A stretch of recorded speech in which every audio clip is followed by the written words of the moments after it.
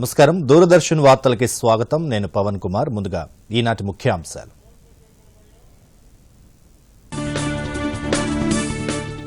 అమెరికాలోని ప్రముఖ సంస్థల సీఈఓలతో ప్రధాని భేటీ. మేక్ ఇన్ ఇండియాలో భాగస్వాములు కావాలని పిలుపు. మరికొద్దిసేపట్లో కమలా హారిస్తో ప్రధాని సమావేశం. రేపు శ్వేత సౌధం వేదికగా క్వాడ్ శిఖరాగ్ర సమావేశంలో పాల్గొననున్న నరేంద్ర మోదీ. పెట్రో ఉత్పత్తులను జీఎస్టీ పరిధిలోకి తీసుకొచ్చేందుకు రాష్ట్రాలు సుముఖంగా లేవన్న కేంద్రం. పెట్రోల్పై పన్ను పెంచలేదని కేంద్ర మంత్రి హర్దీప్ సింగ్ పూరి స్పష్టీకరణ. రేపటి నుంచి శాసనసభ సమావేశాలు ప్రారంభం. ఏర్పాట్లను సమీక్షించిన స్పీకర్ పోచారం శ్రీనివాసరెడ్డి. రేపు ఢిల్లీ వెళ్లనున్న సీఎం కేసీఆర్. నక్సల్స్ ప్రభావిత రాష్ట్రాల సీఎంల సమావేశంలో పాల్గొననున్న ముఖ్యమంత్రి. హైదరాబాద్లో 100% మురుగునీటి శుద్ధికి కొత్తగా 31 సివరేజ్ ప్లాంట్లు, 3,866 కోట్లు విడుదల చేస్తూ జీవో జారీ. కోవిడ్ మహమ్మారిని అరికట్టేందుకు ప్రతి ఒక్కరూ తప్పనిసరిగా మాస్క్ ధరించాలి, భౌతిక దూరం పాటించాలి, తరచూ చేతులు కడుక్కోవాలి, వ్యక్తిగత శుభ్రతను పాటించాలి. అర్హత ఉన్న వారందరూ తప్పనిసరిగా వ్యాక్సిన్ వేయించుకోవాలి.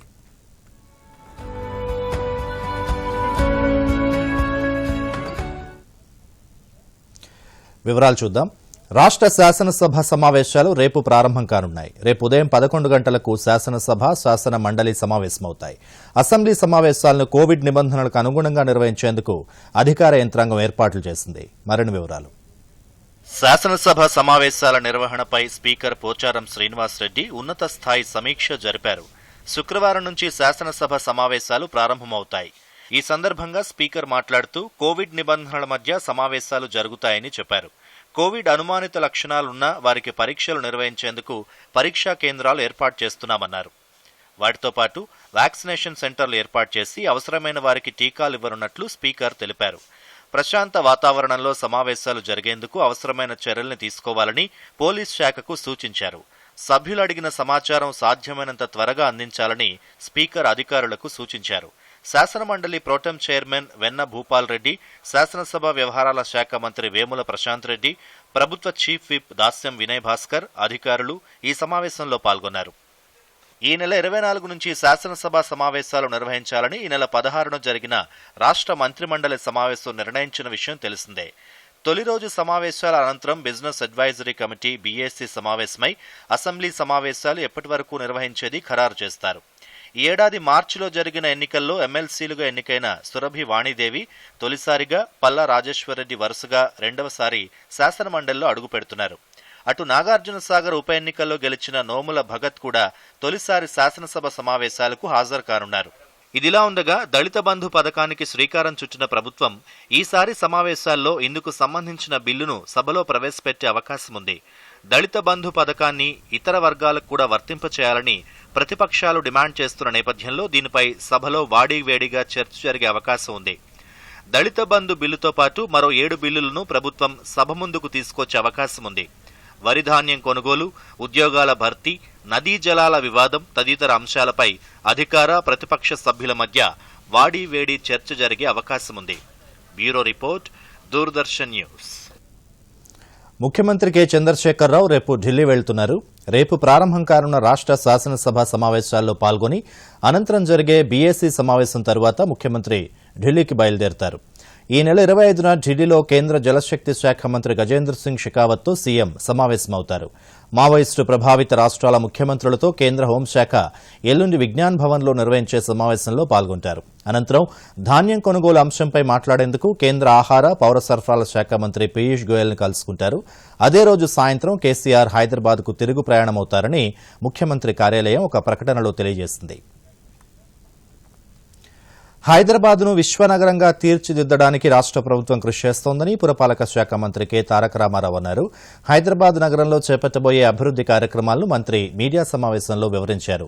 రాబోయే 10 ఏళ్ల అవసరాలకు అనుగుణంగా ప్రణాళికలు రూపొందిస్తున్నట్లు కేటీఆర్ తెలిపారు. మురుగునీటి శుద్ది కోసం ప్రత్యేకంగా కార్యాచరణ ప్రణాళికను అమలు చేస్తామని చెప్పారు.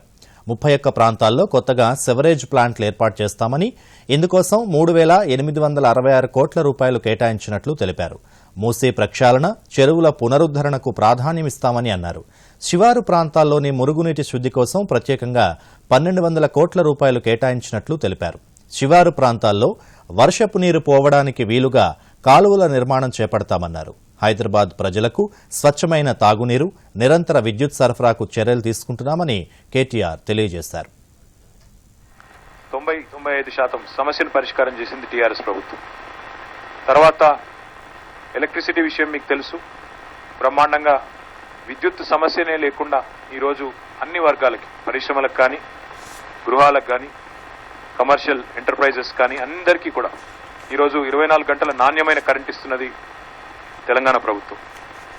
Hyderabad metro water supply and sewerage board యొక్క సమర్థమైన పనితీరు వల్ల వాటర్ ప్లస్ సిటీగా హైదరాబాద్ నగరానికి మనకు కేంద్ర ప్రభుత్వం కూడా గుర్తించిన విషయం కూడా మీకు తెలుసు. అయితే ఈరోజు అన్నింటికి మించి ఒక మంచి శుభవార్త ఏమంటే, ప్రస్తుతం హైదరాబాద్లో మురికి నీటి పరంగా చూస్తే ప్రతిరోజు హైదరాబాద్ మరియు చుట్టుపక్కల మొత్తం హైదరాబాద్ ఓఆర్ఆర్ లోపల, నేను చెప్పేది నేను ఐసే హైదరాబాద్ ఒక జిహెచ్ఎంసీ చెప్పడం లేదు, నేను జిహెచ్ఎంసీతో పాటు ఓఆర్ఆర్ లోపల ఉండే హైదరాబాద్ అర్బన్ అగ్లోమరేషన్ HUA అని మేము ఏదైతే పిలుస్తామో మా డిపార్ట్మెంట్లో, దాని పరంగా చూసినట్టయితే 1,950 MLD million litres per day. అదే జిహెచ్ఎంసీ వరకే చూస్తే దాదాపు 1,600 మిలియన్ లీటర్ల దాకా ప్రతిరోజు మురికి నీరు ఉత్పత్తి అవుతున్నది.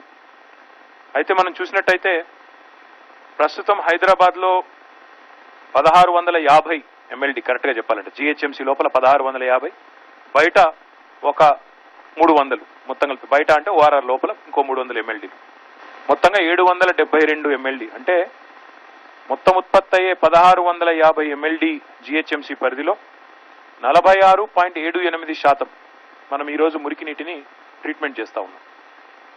ఈ విషయాన్ని గౌరవ ముఖ్యమంత్రి గారి దృష్టికి తీసుకొని పోయి ఎన్నో సందర్భాల్లో మరి మూసీ ప్రక్షాళనకు సంబంధించి కానీ, మన చెరువులు బాగుండాలన్న విషయంలో కానీ ముఖ్యమంత్రి గారు ఎన్నో సందర్భాల్లో తన సంకల్పాన్ని, తన పట్టుదలని, తన దృఢమైన చిత్తాన్ని వ్యక్తం చేసినారు. ఖచ్చితంగా ఇది చేయాలి, మనం చెరువులు బాగు చేయాలి, మూసీ బాగు చేయాలనే మాట వారు ఎన్నోసార్లు చెప్పడం జరిగింది. అమెరికా పర్యటనలో భాగంగా వాషింగ్టన్ డీసీ చేరుకున్న ప్రధానమంత్రి నరేంద్ర మోదీ పలువురు ప్రముఖులతో వరుస సమావేశాలు నిర్వహిస్తున్నారు. అమెరికాకు చెందిన ప్రతిష్టాత్మక సంస్థల సీఈఓలతో ఆయన సమావేశమవుతున్నారు. ప్రధానితో సమావేశమవుతున్న సీఈఓలలో సాఫ్ట్వేర్ సంస్థలకు చెందిన వారే కాకుండా ఇతర రంగాల వారు కూడా ఉన్నారు. భారత్లో తయారీ విధానం కింద దేశంలో పెట్టుబడులు పెట్టేందుకు అనువైన పరిస్థితులను వివరించే లక్ష్యంగా సీఈఓలతో ప్రధాని సమావేశాలు జరుగుతున్నాయి.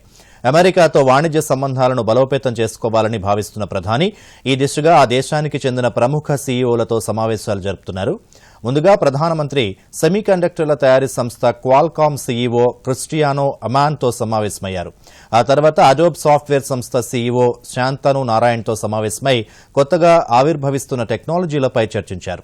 సోలార్ ప్యానెళ్లు తయారు చేసే సంస్థ First Solar CEO Mark Widmar, న్యూయార్క్లోని Blackstone bank CEO Stephen స్వాజ్మెన్తో కూడా ప్రధాని సమావేశమయ్యారు.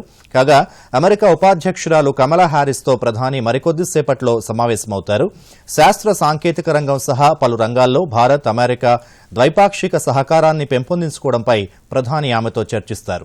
ఆస్ట్రేలియా, జపాన్ ప్రధానమంత్రులతో నరేంద్ర మోదీ ద్వైపాక్షిక చర్చలు జరుపుతారు. అమెరికా అధ్యక్షుడు జో బైడెన్ ఆహ్వానం మేరకు ముందుగా వాషింగ్టన్ చేరుకున్న ప్రధాని శుక్రవారం శ్వేత సౌధంలో జరిగే క్వాడ్ దేశాల కూటమి శిఖరాగ్ర సమావేశంలో పాల్గొంటారు. జో బైడెన్తో ముఖాముఖి చర్చలు జరుపుతారు. పర్యటనలో చివరి రోజున ప్రధాని న్యూయార్క్లోని ఐక్యరాజ్యసమితి జనరల్ అసెంబ్లీ 76వ సమావేశంలో ప్రసంగిస్తారు. కాగా 3 రోజుల పర్యటనకై వాషింగ్టన్ డీసీ చేరుకున్న ప్రధానికి విమానాశ్రయంలో ఘన స్వాగతం లభించింది. ప్రవాస భారతీయులు ప్రధానికి స్వాగతం పలికారు. కోవిడ్ ప్రోటోకాల్ను పక్కనబెట్టి ప్రధాని వారికి దగ్గరగా వెళ్లి కరచాలనం చేశారు. అనంతరం ప్రధాని ట్విట్టర్ వేదికగా ప్రవాస భారతీయుల్ని కొనియాడారు. ప్రపంచవ్యాప్తంగా పలు రంగాల్లో దేశానికి గుర్తింపు తీసుకొచ్చారని ట్వీట్ చేశారు. పెగాసస్తో ఫోన్ల హ్యాకింగ్ వ్యవహారంపై విచారణకు సాంకేతిక నిపుణుల కమిటీ ఏర్పాటు చేయాలని సుప్రీంకోర్టు నిర్ణయించింది. దీనిపై వచ్చే వారం ఉత్తర్వులు జారీ చేయనున్నట్లు సుప్రీంకోర్టు ప్రధాన న్యాయమూర్తి జస్టిస్ ఎన్వి రమణ తెలిపారు. పెగాసస్పై దర్యాప్తు కోరుతూ దాఖలైన పిటిషన్ల తరపున వాదనలు వినిపిస్తున్న న్యాయవాది చందర్కు ఈ విషయం తెలిపారు. ఈ కమిటీని వెంటనే ఏర్పాటు చేయాలని సుప్రీంకోర్టు ధర్మాసనం భావించింది. అయితే సాంకేతిక కమిటీలో సభ్యులుగా ఉండేందుకు కొందరు నిపుణులు అభ్యంతరం వ్యక్తం చేయడంతో కమిటీ ఏర్పాటులో ఆలస్యమవుతోందని చీఫ్ జస్టిస్ వెల్లడించారు. పెగాసస్ వ్యవహారంపై దర్యాప్తు జరిపించాలని కోరుతూ దాఖలైన పిటిషన్లపై సెప్టెంబర్ 13న సుప్రీంకోర్టు విచారణ జరిపి మధ్యంతర ఉత్తర్వులను రిజర్వ్ చేసిన విషయం తెలిసిందే.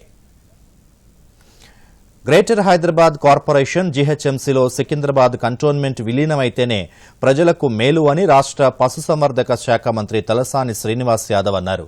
కంటోన్మెంట్ నియోజకవర్గ పరిధిలోని సిల్వర్ కాంపౌండ్లో 17 కోట్ల రూపాయలతో నిర్మించిన 168 డబుల్ బెడ్రూమ్ ఇళ్లను మంత్రులు మహమూద్ అలీ, మల్లారెడ్డితో కలిసి తలసాని ప్రారంభించారు.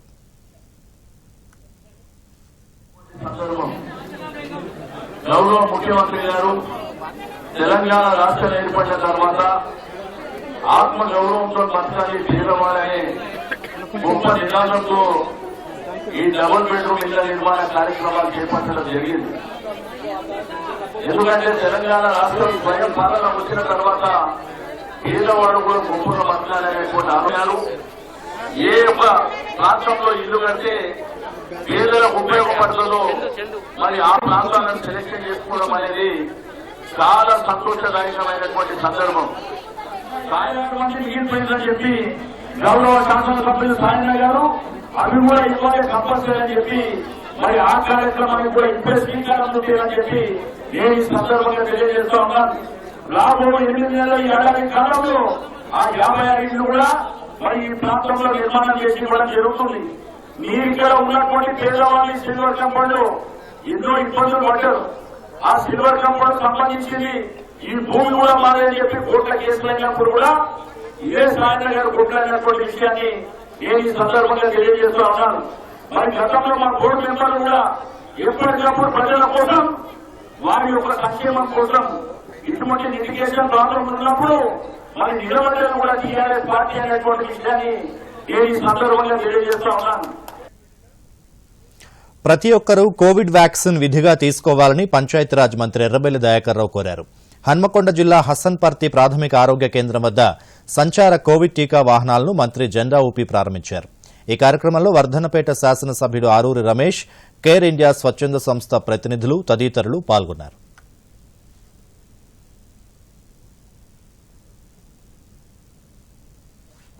ఈ సందర్భంగా ఎర్రబెల్లి మాట్లాడుతూ జిల్లాకు 12 సంచార కోవిడ్ టీకా వాహనాలు అందించిన కేర్ ఇండియా సంస్థ ప్రతినిధులను అభినందించారు.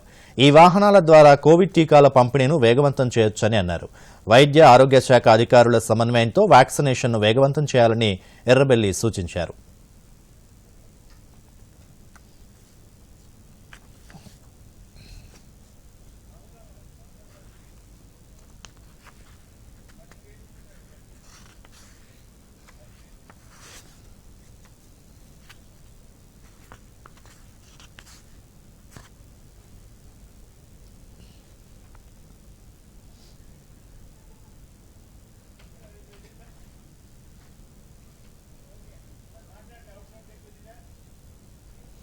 పోడు భూముల వ్యవహారంపై ప్రభుత్వం త్వరలో ఒక నిర్ణయం తీసుకుంటుందని, సమస్య పరిష్కారానికి మంత్రివర్గ ఉపసంఘం ఏర్పాటు చేసిందని అటవీ పర్యావరణ శాఖ మంత్రి ఏ ఇంద్రకరణ్ రెడ్డి చెప్పారు. ఆదిలాబాద్ జిల్లా కేంద్రంలో జిల్లా పరిషత్ వైస్ చైర్పర్సన్ జనార్దన్ రాథోడ్ అధ్యక్షతన జరిగిన జెడ్పీ సర్వసభ్య సమావేశంలో మంత్రి ఇంద్రకరణ్ రెడ్డి పాల్గొని జిల్లాలో అమలవుతున్న వివిధ పథకాలను సమీక్షించారు. వ్యవసాయం, మిషన్ భగీరథ, అటవీ శాఖ, హరితహారం కార్యక్రమం అమలుపై చర్చించారు. ఈ సందర్భంగా ఆయన మాట్లాడుతూ పోడు వ్యవసాయం చేసే ఆదివాసీలు, గిరిజనులకు న్యాయం చేస్తామని చెప్పారు. పట్టాలు ఇవ్వడం జరిగింది, హక్కు పత్రాలు ఇవ్వడం జరిగింది. దానిపైన గౌరవ ముఖ్యమంత్రి గారు కూడా రైతు బంధు కూడా వాళ్ళకి ఇవ్వడం జరుగుతుంది. దాని గురించి తీవ్రంగా చెప్పారు. ఏదైతే ఎవరైతే చనిపోతారో ఆ హక్కు పత్రం ఇచ్చిన వాళ్ళు వాళ్ళ పిల్లలకు మళ్ళా రుణాలు కూడా చెల్లించిస్తా ఉన్నారు. ఇప్పటికీ దాదాపు 1700 మందికి పాత పూర్వ ఆదిలాబాద్ జిల్లాలో ఇవ్వడం జరిగింది. కొత్త ఇంకా 300 ఉన్నాయి. అవి కంటిన్యూ ప్రాసెస్ జరుగుతూ ఉంది. కేంద్ర ప్రభుత్వం నుంచి క్లారిఫికేషన్ తెప్పించుకొని ఈ కార్యక్రమం కూడా జరుగుతూ ఉంది. ఎక్కడ కూడా ఇబ్బంది పడలేదు. గౌరవ ముఖ్యమంత్రి గారు మొన్ననే ఒక శాసనసభ్యులతో మినిస్టర్స్ గ్రూప్ ఆఫ్ మినిస్టర్స్ తో కమిటీ వేయడం జరిగింది. దాని ముందునే ఒక దఫా చర్చలు జరిగినాయి. మరి మన ఆదిలాబాద్ జిల్లాలో నిర్మల కూడా పిఓ గారు అక్కడ కూడా మాట్లాడడం జరిగింది. ఇప్పుడు జర్లమాడి వీటిలో కూడా మనం ఉన్నాము. మన దగ్గర మరి ఇప్పుడు 2005 లోపల ఉన్నటువంటి వారికి అప్పుడు ఇచ్చినటువంటి పట్టాలు పచ్చదనం పరిశుభ్రత వైపు గ్రామాలు వడివడిగా అడుగులు వేస్తున్నాయి. స్వచ్ఛ భారత్లో భాగంగా స్వచ్ఛతా హీ సేవ కింద చేపడుతున్న కార్యక్రమాలతో గ్రామాలు ఆహ్లాదకరంగా మారి ఇట్టే చూపరులను ఆకర్షిస్తున్నాయి. అటువంటి గ్రామాల్లో ఒకటి మహబూబాబాద్ జిల్లాకు చెందిన బలపాల గ్రామం. ఎటు చూసినా పచ్చదనం పరిశుభ్రతతో అందరినీ ఆకట్టుకుంటున్న బలపాల గ్రామంపై దూరదర్శన్ స్పెషల్ ఫోకస్. మహబూబాబాద్కు 20 కిలోమీటర్ల దూరంలో ఉన్న బలపాల గ్రామం పచ్చదనం పరిశుభ్రతకు చిరునామాగా మారింది. స్వచ్ఛ భారత్లో భాగంగా నిర్వహించిన అవగాహన కార్యక్రమాల వల్ల గ్రామస్తులు స్వయంగా ముందుకు వచ్చి గ్రామాన్ని పరిశుభ్రంగా ఉంచేందుకు తమ వంతు కృషి చేస్తున్నారు. శ్రమదానం చేస్తూ పల్లె ప్రకృతి వనాలు, డంపింగ్ యార్డులు నిర్మించుకున్నారు. తడి చెత్తను సేంద్రియ ఎరువుగా మారుస్తూ అదనపు ఆదాయాన్ని ఆర్జిస్తున్నారు. స్వచ్ఛ భారత్ జిల్లా కోఆర్డినేటర్ రవికుమార్ మాట్లాడుతూ గ్రామంలో మొత్తం 703 గృహాలు, 100% మరుగుదొడ్లు, ఇంకుడు గుంతలు నిర్మించుకున్నారని చెప్పారు. గ్రామంలో ప్రతిరోజు ట్రాక్టర్ ద్వారా ఇంటింటికి తిరిగి తడి, పొడి చెత్తను వేరువేరుగా సేకరిస్తున్నట్లు చెప్పారు. బలపాల గ్రామంలో మరి ఈరోజు శ్రమదాన కార్యక్రమం ఏర్పాటు చేయడం జరిగింది. ఈ స్వచ్ఛ భారత్ కార్యక్రమంలో భాగంగా గ్రామంలో ఉన్న 703 గృహాలకు గాను అన్నిటికీ టాయిలెట్ నిర్మాణం చేపట్టడం జరిగింది. అదేవిధంగా ఈ యొక్క గ్రామంలో 100% సోక్ పిట్స్ నిర్మాణం చేపట్టడం జరిగింది. స్వచ్ఛత వైపు ఈ గ్రామం అడుగులు వేస్తూ గ్రామం మొత్తం కూడా పరిశుభ్రంగా ఉంచుకున్నారు. మరి గాంధీ గారు చెప్పినట్టు విధంగా గ్రామాలు పల్లెలు దేశానికి పట్టుబొమ్మలన్న నినాదంతో ఈ యొక్క గ్రామం స్వచ్ఛత వైపులో అడుగులు వేస్తూ మరి యొక్క గ్రామంలో అన్ని బజార్లు శుభ్రంగా పరిశుభ్రత వైపు అడుగులు వేయడం జరుగుతుంది. జిల్లా రీజనల్ పంచాయతీ అధికారి నారాయణ రెడ్డి మాట్లాడుతూ స్వచ్ఛ భారత్లో భాగంగా గ్రామంలో ప్లాస్టిక్ వాడకాన్ని నిర్మూలిస్తున్నామని చెప్పారు. మురుగునీటి కాలువలు నిర్మించి నీరు ఎక్కడా నిల్వ లేకుండా చూస్తున్నామన్నారు.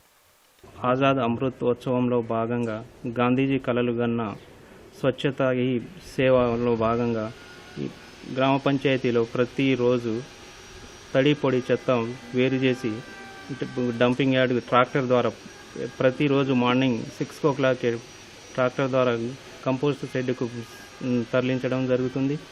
దాంతోపాటు గ్రామ పంచాయతీ పరిధిలో 100% అంటే 99% ఇంకుడు గుంటలు, తర్వాత టాయిలెట్స్ పూర్తి చేసుకోవడం జరిగింది. సెంట్రల్ గవర్నమెంట్ ప్రవేశపెడుతున్న స్కీమ్స్ అన్ని గ్రామ పంచాయతీ పరిధిలో 100% అమలు చేస్తున్నాం. గ్రామస్తుడు బాలవర్ధన్ మాట్లాడుతూ గ్రామంలో తడి, పొడి చెత్తలను వేర్వేరుగా సేకరించి తడి చెత్తతో సేంద్రియ ఎరువును తయారు చేసి వ్యవసాయానికి విక్రయిస్తున్నామని చెప్పారు. ఇది గ్రామానికి అదనపు ఆదాయంగా మారిందన్నారు. ఇదే గ్రామానికి చెందిన సైదులు మాట్లాడుతూ గాంధీజీ కలలుగన్న గ్రామ స్వరాజ్యానికి తమ గ్రామమే ఉదాహరణ అని అన్నారు. ఈ గ్రామంలో జరుగుతున్నటువంటి అభివృద్ధి, కేంద్ర ప్రభుత్వ నిధుల ద్వారా వచ్చేటువంటి అభివృద్ధిని చూసి అభినందించాల్సిన ఆవశ్యకత ఎంతైనా కనిపిస్తూ ఉంది. ఎందుకంటే మా గ్రామానికి గతంలో ట్రాక్టర్ లేదు, మా గ్రామానికి గతంలో స్వచ్ఛ భారత్ లేదు, మా గ్రామానికి గతంలో ఇంటింటికి ఆ ప్లాస్టిక్ డబ్బాలు లేవు.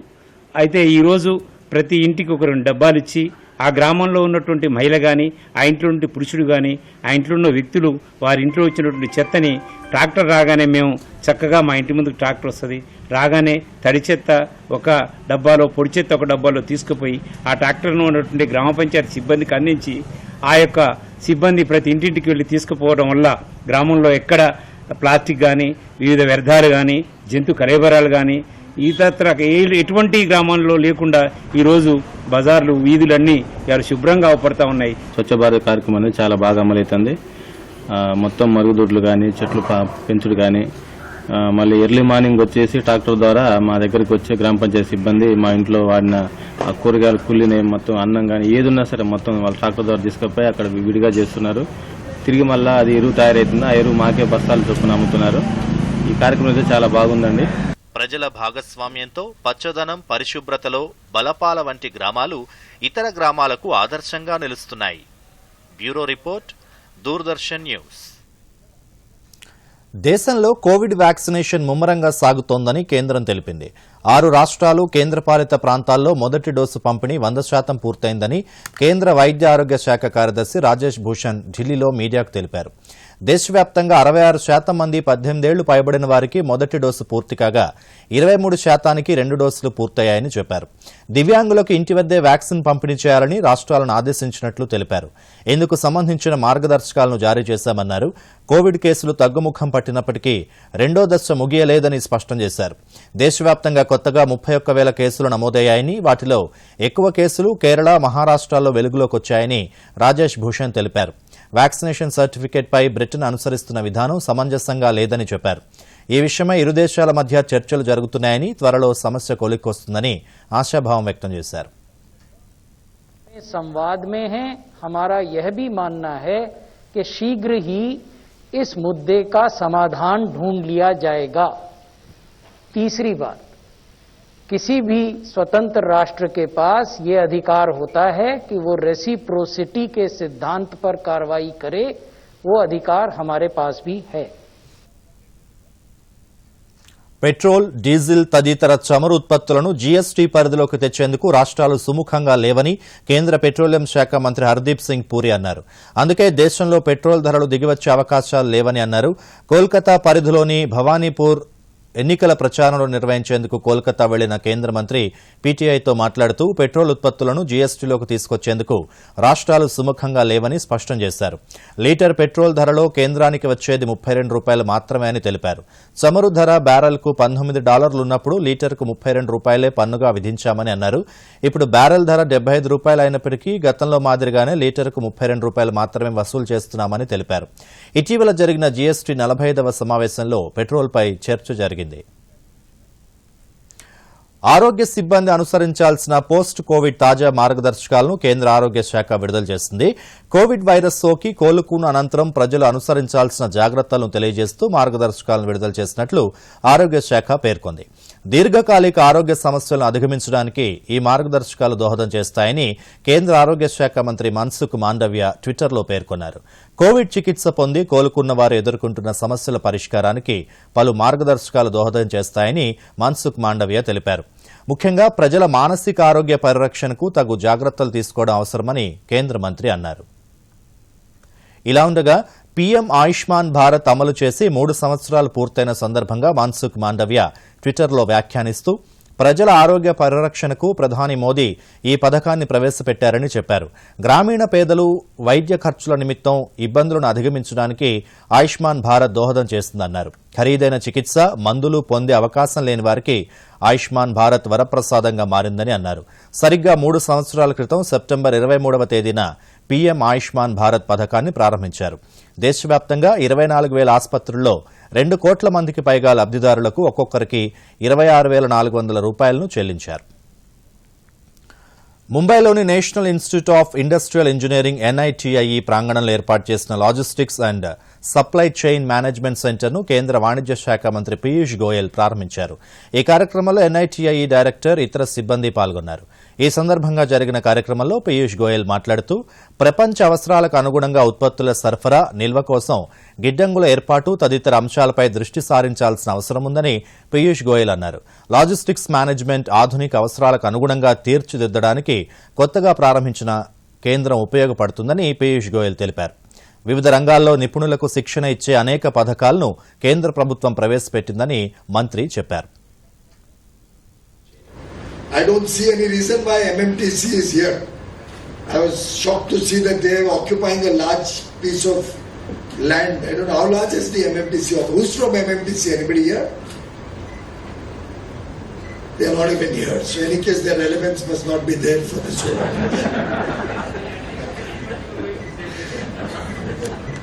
No, MMTC is there for some particular, I don't know, their custodian. Why can't you all be your own custodian?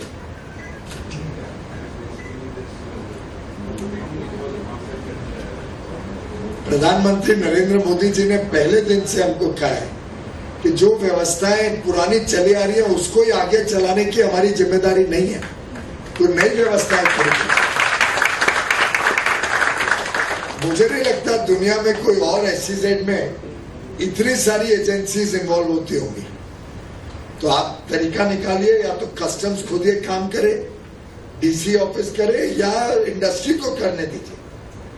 Collectively JPC या जितनी संस्थाएं हैं इनमें से किसी को भी चूज करके let there be self certification and simplification of every process. और भी आप लोग को कुछ लगे कि कोई ऐसे अड़ंगे डाले हुए हैं जो सिंप्लीफाई हो सकते हैं, और ये रिस्क नहीं हो कि कोई उसमें से फिर కోవిడ్ కారణంగా దెబ్బతిన్న ఆర్థిక వ్యవస్థ పుంజుకుంటోందని ఉపరాష్ట్రపతి వెంకయ్యనాయుడు అన్నారు. భారత పరిశ్రమల సమాఖ్య CII ఆధ్వర్యంలో జరిగిన సౌత్ గ్లోబల్ లింకేజ్ సదస్సును ఉద్దేశించి ఉపరాష్ట్రపతి వీడియో కాన్ఫరెన్స్ ద్వారా ప్రసంగించారు. ఆర్థిక వ్యవస్థ పురోగతి నిర్ణయాత్మకమైన స్థాయికి చేరుకుందని అన్నారు.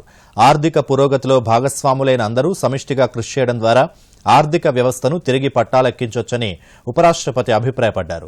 కేంద్ర ప్రభుత్వంతో కలిసి పనిచేయడానికి పరిశ్రమల వర్గాలు ముందుకు రావాలని పిలుపునిచ్చారు. ప్రపంచవ్యాప్తంగా ఆధునీకరణ సరఫరా వ్యవస్థను మెరుగుపరచడం వంటి ప్రక్రియ చురుగ్గా కొనసాగుతోందని అన్నారు. ఈ ప్రక్రియను పరిశ్రమ వర్గాలు అందిపుచ్చుకోవాలని అన్నారు. 2025 నాటికి 1.5 ట్రిలియన్ ఆర్థిక వ్యవస్థను చేరుకోవడానికి దక్షిణాది రాష్ట్రాలు చొరవ తీసుకోవాలని సూచించారు. భిన్నత్వంలో ఏకత్వాన్ని ప్రతిబింబించే దక్షిణాది రాష్ట్రాలు ఆర్థిక పురోగతిలో కూడా ముందున్నాయని ఉపరాష్ట్రపతి కితాబిచ్చారు.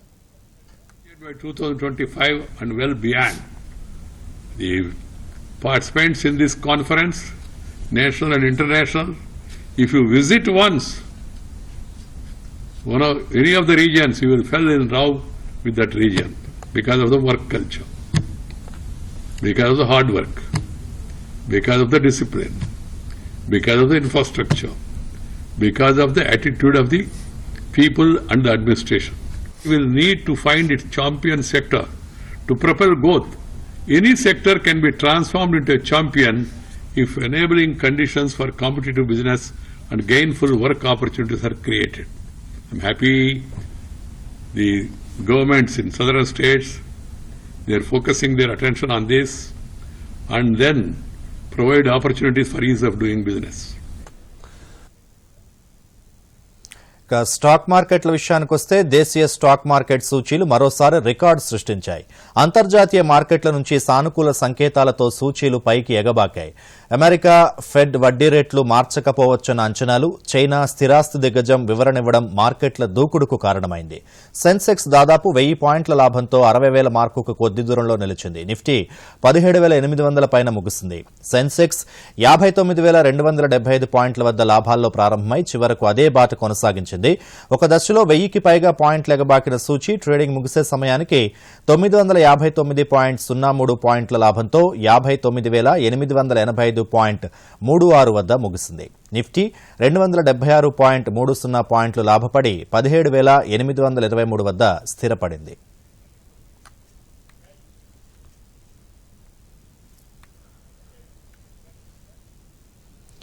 రాష్ట్రంలో ఈ వానాకాలం సీజన్లో వరి విస్తారంగా సాగైంది. గతంలో ఎప్పుడూ లేని విధంగా ఈ వానాకాలంలో ఇప్పటివరకు 61.75 లక్షల ఎకరాల్లో వరి సాగైంది. గత ఏడాది కన్నా ఈ వానాకాలంలో 9.85 లక్షల ఎకరాల్లో అధికంగా వరి నాట్లు వేశారు.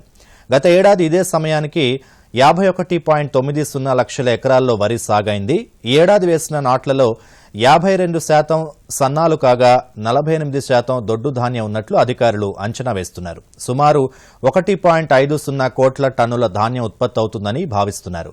ధాన్యం దిగుబడిలోనూ ఇది చరిత్ర కాగలదని అంటున్నారు. ఇక ధాన్యం కొనుగోళ్లలో గతేడాది దేశంలోనే తెలంగాణ రికార్డులు సృష్టించింది.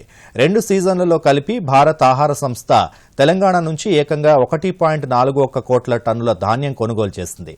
ఈ వానాకాలంలో అన్ని పంటల సాగులోనూ దూకుడు కనిపిస్తోంది. బుధ బుధవారం వరకు రాష్ట్ర వ్యాప్తంగా 1.29 కోట్ల ఎకరాల్లో వివిధ పంటలు సాగైనట్లు వ్యవసాయ శాఖ వెల్లడించింది. ఇందులో అత్యధికంగా వరి సాగు 61.75 లక్షల ఎకరాల్లో, ఆ తర్వాత పత్తి 46.25 లక్షల ఎకరాల్లో సాగైనట్లు తెలిపింది. కంది పంట 7.59 లక్షల ఎకరాలు, మొక్కజొన్న 7.04 లక్షల ఎకరాలు, సోయాబీన్ 3.73 లక్షల ఎకరాలు, పెసర 88,000 ఎకరాల్లో సాగైంది. గత వానాకాలం సీజన్తో పోల్చితే ఈ సీజన్లో కాస్త తక్కువ విస్తీర్ణంలోనే పంటలు సాగయ్యాయి. ఇక మరోసారి ముఖ్యాంశాలతో వార్తలు ముగిద్దాం. నమస్కారం. దూరదర్శన్ యాదగిరి వార్తలను ఇప్పుడు సోషల్ మీడియాలో కూడా చూడొచ్చు. యూట్యూబ్ అయితే DD న్యూస్ తెలంగాణ, ట్విట్టర్ అయితే DD news Telangana @DD Yadagiri news, మరి ఫేస్బుక్ అయితే DD న్యూస్ తెలంగాణలో చూసి సబ్స్క్రైబ్ చేసి లైక్ చేయండి, షేర్ చేయండి. అమెరికాలోని ప్రముఖ సంస్థల CEOలతో ప్రధాని భేటీ, మేక్ ఇన్ ఇండియాలో భాగస్వాములు కావాలని పిలుపు. మరికొద్దిసేపట్లో కమలా హారిస్తో ప్రధాని సమావేశం. రేపు శ్వేత సౌధం వేదికగా క్వాడ్ శిఖరాగ్ర సమావేశంలో పాల్గొననున్న నరేంద్ర మోదీ. పెట్రో ఉత్పత్తులను GST పరిధిలోకి తీసుకొచ్చేందుకు రాష్ట్రాలు సుముఖంగా లేవన్న కేంద్రం. పెట్రోల్పై పన్ను పెంచలేదని కేంద్ర మంత్రి హర్దీప్ సింగ్ పూరి స్పష్టీకరణ. రేపటి నుంచి శాసనసభ సమావేశాలు ప్రారంభం. ఏర్పాట్లను సమీక్షించిన స్పీకర్ పోచారం శ్రీనివాసరెడ్డి. రేపు ఢిల్లీ వెళ్లనున్న సీఎం కేసీఆర్. నక్సల్స్ ప్రభావిత రాష్ట్రాల సీఎంల సమావేశంలో పాల్గొననున్న ముఖ్యమంత్రి. హైదరాబాద్లో 100% మురుగునీటి శుద్ధికి కొత్తగా 31 సివరేజ్ ప్లాంట్లు, 3,866 కోట్లు విడుదల చేస్తూ జీవో జారీ.